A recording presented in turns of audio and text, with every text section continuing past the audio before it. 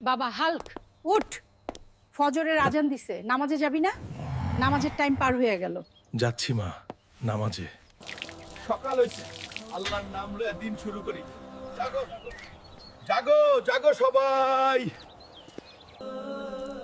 ফজরের আজান দিছে ভাইরাই, চলো সবাই নামাজ পড়ে আসি। নামাজ না পড়লে আল্লাহ রাগ করবে।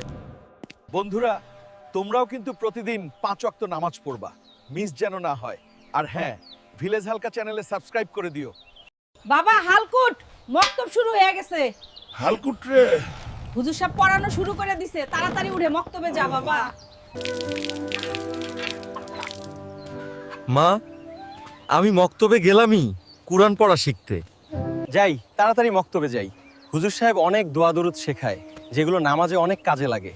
আর কুরআন পড়াটা অনেক ভালো করে পড়ায়। আলিফ বাতাসা জিম হা। বন্ধুরা, তোমরাও যদি সবাই এরকম মক্তবে যেতে বা এখনো যাও, তাহলে ভিলেজ হেল্প চ্যানেলটা সাবস্ক্রাইব করে দিও।